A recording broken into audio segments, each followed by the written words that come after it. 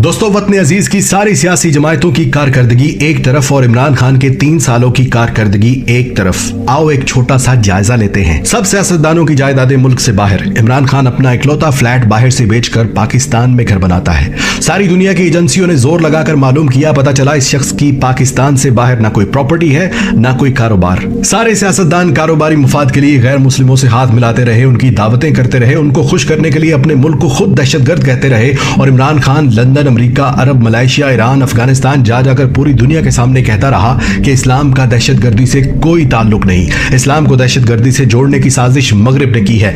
भाई, लोहे का जिगर चाहिए तुमको मगरिब में खड़े होकर उनके सामने कहो कि तुमने मेरे दिन के खिलाफ साजिश की थी। है किसी में जुर्रत? ये सब सियासतदान ईद मनाने के लिए भी मगरिब जाते थे। ये शख्स 3 सालों में कभी भी किसी त्योहार पर बाहर नहीं गया। जश्न ईद मिलादुन नबी यूं मनाया कि खातमुन नबीयीन की शान बयान करने, उनके उसवा हसना को पूरी कौम को समझाने के लिए रहमतुल लिल आलमीन अथॉरिटी बना दी, जिससे पहली बार 12 रबीउल अव्वल पर सरकारी तौर पर नबी पाक सल्लल्लाहु अलैहि वसल्लम की विलादत पर असेंबलियों में चिरागां किया गया। दुरूद शरीफ सलावात की आवाजें गूंज रही थीं। लाहौर को पेरिस बनाने वालों ने सूद पर उधार पैसा लेकर लाहौर में ऑरेंज ट्रेन मेट्रो बस तो बना दी, जिसका कर्ज हम आइंदा 30 सालों तक भी उतारते रहेंगे, मगर उसी ऑरेंज ट्रेन के आसपास दूर दराज से आए लोग फुटपाथ पर सोते रहे। सख्त सर्दी में बेयारो मददगार बेघर लोग ठिठरते रहे। ना कोई सियासतदान आया उनके पास, ना किसी चीफ जस्टिस ने नोटिस लिया था। फिर इसी इमरान खान ने वहां पर पनाहगाहें बना दी, मुफ्त खाना बैतुल माल से खिला रहा है। हजारों लोग मुस्तफीद हो रहे हैं और अब कम से कम कोई गरीब, कोई परदेसी सख्त सर्दी में फुटपाथ पर नहीं सोता या भूखा नहीं रहता। सियासतदान अपना इलाज लंदन में, अमीर अपना इलाज प्राइवेट अस्पतालों में करवाते थे और गरीब को सरकारी अस्पताल के चक्कर लगाने के लिए छोड़ दिया गया, जहां किसी गरीब को मामूली ऑपरेशन की तारीख भी 3-3 महीने की दी जाती थी। 2 रास्ते होते थे गरीब के पास, या तो वो किसी से लाखों रुपए उधार ले, जेवर बेचे, घर बेचे और प्राइवेट अस्पताल में जाए,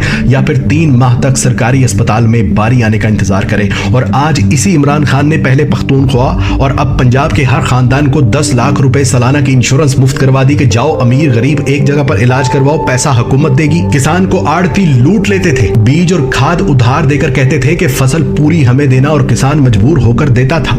ओने पोने खरीद कर गोदाम भर लेते थे, न गन्ने की पूरी कीमत देते थे न गंदम की। इसी इमरान खान ने मुफ्त ट्रैक्टर तक तकसीम किए हैं, किसानों को किसान कार्ड्स बनाकर दिए जिससे सस्ती खाद फराहम की जा रही है। हालांकि ताजर माफिया उतने ही जोर से खाद ब्लैक में बेच रहा है ताकि हुकूमत को गंदा कर सके, लेकिन हुकूमत एक एक करके इन सब के गोदामों को सील कर रही है ताकि किसान तक खाद सस्ती पहुंचे और किसान किसी की दबाव में आकर अपनी फसल गिरवी न रखे। दुनिया की सबसे बेहतरीन एयरलाइन, दुनिया के सबसे बहादुर पायलट्स, दुनिया की सबसे तेज तरीन सर्विस देने वाली PIA को सियासतदानों ने कबाड़ा कर दिया, और यहां तक नहीं छोड़ा बल्कि इसको बेचने की रट लगा रहे थे। यहां तक कि उसके साथ कौमी स्टील मिल मुफ्त दे रहे थे। PIA की मिल्कियत अमेरिका में मौजूद रोजवेलेट होटल गिरवी रख चुके थे, जिसकी नीलामी की तारीख मुकर्रर हो चुकी थी। कौमी एयरलाइन की service Kuwait, Iraq, Europe, America समेत मुतअद्दिद ममालिक में बंद की जा चुकी थी कि PIA आज बंद हुई कि कल। और फिर इसी इमरान खान ने PIA को कर्ज की दलदल से निकाला, उसके होटल रोजवेलेट का सारा कर्ज उतारा, कुवैत समेत तमाम ममालिक के लिए एक एक करके PIA को फिर से चला दिया। और सुनो, अब पायलट्स की ट्रेनिंग के लिए खित्ते में सबसे पहले जिसने डिजिटल मशीनरी खरीदी है उस मुल्क का नाम पाकिस्तान है। बैंक गरीब को जूते की नोक पर रखते थे। कर्ज छोड़ो, बिजली का बिल जमा करवाने के लिए भी लंबी लाइनों में लगते थे। कर्ज सिर्फ अमीरों को मिलता था और इसी इमरान खान की बदौलत वो सारे बैंक इस बात पर राजी हो गए कि वो अपना घर स्कीम में गरीबों को बिला सूद कर्ज देंगे। सैमसंग जैसी इंटरनेशनल कंपनी के मोबाइल फोन और टीवी पाकिस्तान में बन रहे, मोटरसाइकिल और इलेक्ट्रिक गाड़ियां पाकिस्तान में तारीख में पहली बार बन रही। सियाहत में पाकिस्तान को नंबर 1 डेस्टिनेशन पर ले आया। स्कर्दू का एयरपोर्ट चला दिया जहां रोजाना हजारों मुल्की और गैर मुल्की सयाह आ जा रहे हैं। पहला वजीर आजम जो 18वीं तरमीम के बावजूद सिंध वालों को भी ट्रांसपोर्ट की सहूलत वफाकी बजट से दे गया। हिंदुस्तान की छाती पर पांव रखकर डैम बना रहा। गिलगित बल्तिस्तान को पाकिस्तान का ऑफिशियली हिस्सा बना दिया।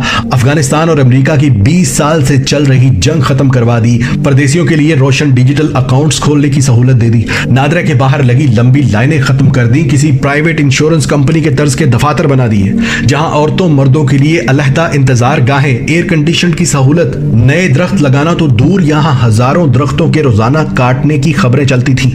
वहां आज करोड़ नहीं, अरब नहीं, खरब दरख्त लगा रहे हैं, जिससे दुनिया पाकिस्तान को शाबाश दे रही है। और जो पाकिस्तान 3 साल पहले तक सिफारती महाज पर अकेला हो चुका था, उसी पाकिस्तान की एक आवाज पर 56 ममालिक के सरबराहान OIC का का इजलास अटेंड करने पाकिस्तान आ गए। आज तक की सबसे ज्यादा एक्सपोर्ट इन 3 सालों में हुई, आज तक की सबसे ज्यादा रेमिटेंस इन 3 सालों में आई, आज तक की सबसे ज्यादा तेज इंडस्ट्री इन 3 सालों में शुरू हुई। अब मुझे बताओ कि मैं इमरान खान को किस चीज के लिए ब्लेम करूं? अमीर गरीब को एक निसाब देने के लिए, परदेशियों को वोट डालने का हक देने के लिए, किसान को फसल का पूरा मुआवजा देने के लिए, अरबों से अपने परदेशियों से बराबरी का सलूक करने की दरख्वास्तें करने के लिए, अमेरिका को एब्सोल्युटली नॉट कहने के लिए, मोदी को साड़ियां और आम भेजने की बजाय रिटेलिएशन की धमकी देने के लिए, अक़वाम मुत्तहिदा में ला इलाहा इल्लल्लाह कहकर हम लड़ेंगे का नारा लगाने पर, गरीब अमीर का एक जैसा इलाज करवाने पर, जखीरा अंदाजों के खिलाफ तहरीक चलाने पर, एक्सपोर्ट बढ़ाने और इंपोर्ट को रोकने पर, पुलिस को अवाम दोस्त बनाने पर, सहाफियों को झूठ बोलने पर सजा देने पर, किस चीज पर मैं ब्लेम करूं उसे?